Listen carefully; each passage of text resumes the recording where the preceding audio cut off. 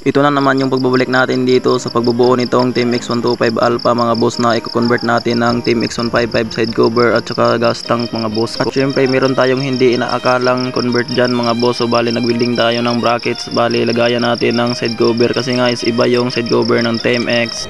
So yan mga boss, so bali ito na nga pala yung rim set na ina-unbox natin. So Vansboy pala yung in-order ni bossing, tapos yung luma niyang rim is Vansboy din, kulay black. So mahilig talaga siya sa black mga boss, black girls. So ayan, ito yung sa gagamitin natin sa likod, yun no, na-symbol na natin yung spoke.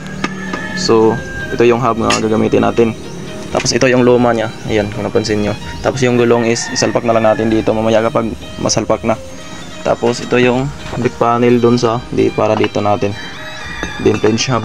So ang problema lang dito sa hub ng luma nya mga boss, yan gusto kasi ni bossing na ano, ito lang yung gamitin natin sa bagong rim set, kaso lang is meron ng damage. Ayan, merong naputol na tornilyo, tapos dalawa yung hindi natin makuha dahil nga is nawangwang na yung butas ng salpakan ng alin. So bali itong lima na lang yung natanggal natin. So ang gagawin natin dito is baka ito na lang yung ikabit natin sa bago nating rim set, dahil meron na naman tayong spoke dito kung napansin nyo, para isang salpak na lang. And then binibinta na naman niya to mga boss. So PM lang kayo sa tropa dito, sa may-ari dito mga boss. So ikuhan ko na lang yung link sa comment section mga boss. Yun. So mag-symbol muna tayo ngayon ng spoke mga boss dito sa frame set. Small hub gamit natin.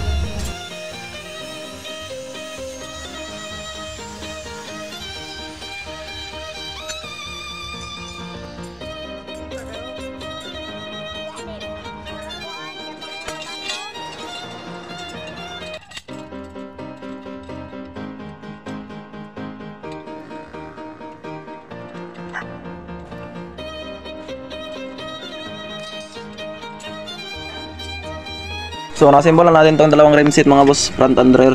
So yan yung luma. So bali bukas na lang ng umaga natin to ipa-align. So tayo lang nag-assemble. So ang next natin gagawin dito mga boss is ano, itong stoplight, palitan natin yan ng bago. And then itong speedometer. So headlight, dahil kunin na to ng may-ari mga boss.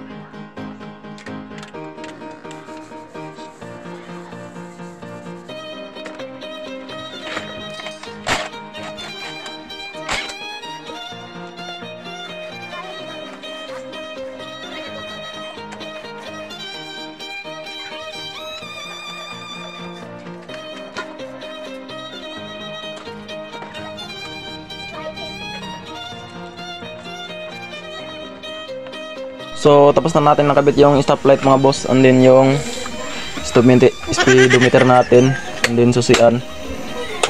So ito, so hindi pa nga natin natapos nag-wiring dito sa headlight.